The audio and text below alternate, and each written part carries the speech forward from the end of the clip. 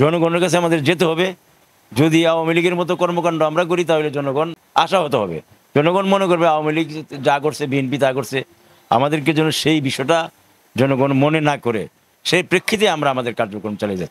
এই মুহূর্তে কথা বলছি আখাউড়া উপজেলা বিএনপির সদস্য সচিব জনাব ডাক্তার খুরশেদ আলম।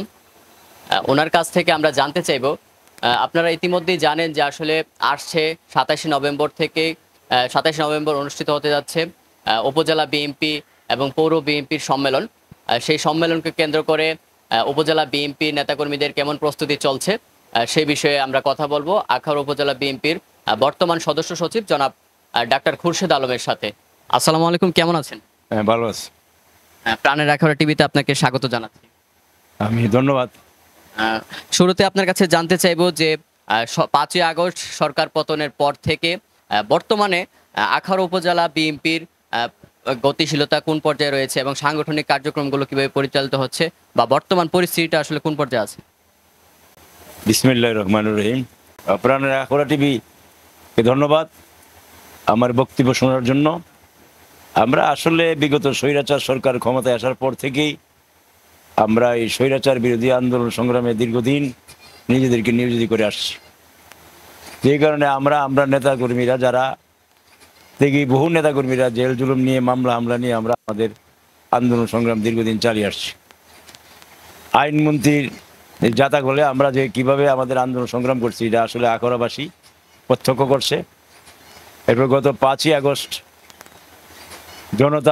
ছাত্র জনতার আন্দোলনের মধ্য দিয়ে এই স্বৈরাচারী সরকারের রং করা নিয়ে টেনশনে আছেন? আছে সহজ সমাধান। মদিনা পেইন্ট সেন্টারের এক্সপ্রেস পেইন্টিং সার্ভিস। পতন ঘটার পর থেকেই আমরা আসলে কিছুটা স্বস্তি পাই এবং স্বস্তি পাওয়ার পর তো আমাদের সাংগঠনিক কার্যক্রমকে আরও জোরদার করার জন্য চেষ্টা করছি। আমরা আখাউড়াতে বিভিন্ন ধরনের ভাঙচুর, বিভিন্ন ধরনের অগ্নিসংযোগ, লুটতরাজ এগুলির বিরুদ্ধে আমরা প্রতিরোধ করার চেষ্টা করছি। আমরা হিন্দু সম্প্রদায়ের পূজা মণ্ডপে তাদের নিরাপত্তার জন্য আমরা সার্বিকভাবে কাজ করেছি। এখনও বর্তমানে আমাদের কাজ অব্যাহত আছে। সাম্প্রদায়িক সম্প্রীতি রক্ষার জন্য আমরা যতটুকু প্রয়োজন সেগুলি আমরা আমাদের কাজ অব্যাহত রাখছি। পাশাপাশি সাংগঠনকে আমরা আমাদের শক্তিশালী করার লক্ষ্যে আমরা যা প্রয়োজনীয় কার্যক্রম চালাচ্ছি। আমাদের দীর্ঘদিন যাবৎ আমাদের প্রিয় নেতা কসবা আখাউড়ার রাজনৈতিক ভাবক আলহাজ কবির আহমদ ভূঁইয়ার নেতৃত্বে যখনই যা প্রয়োজন তা আমরা করতে যাচ্ছি। আগামী 27 নভেম্বর আমাদের সম্মেলন হতে যাচ্ছে।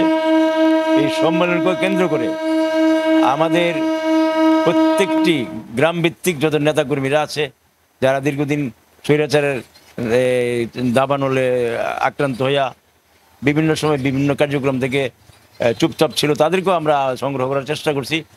আমরা আশা করছি আগামী সম্মেলন অন্তপক্ষে 10,000 লোকের উপস্থিতিতে 10,000 লোকের উপস্থিতিতে আমরা এই সম্মেলনকে একটা প্রাণবন্ত করার চেষ্টা করব এবং সারা বিশ্বব্যাপী বা সারা দেশব্যাপী যেন দেখে যে আখাউড়া একটা কবির বিহার একটা শক্তিশালী নির্বাচনী ঘাঁটি এবং আলহাজ কবির আহমদ ভূঁইয়ার নেতৃত্বে যেন আমরা দীর্ঘদিন কার্যক্রম চালিয়ে আছি তারই একটা বহিঃপ্রকাশ ঘটাতে চাচ্ছি। আমরা দীর্ঘদিন আপনি আখাউড়া উপজেলা বিএনপিকে নেতৃত্ব দিয়ে এসেছেন খুব সামনে থেকে, আবারও আপনি নেতৃত্বে আসতে চাচ্ছেন। ইতিমধ্যে আমরা জানি যে সম্মেলনে আপনি সাধারণ সম্পাদক প্রার্থী উপজেলাতে।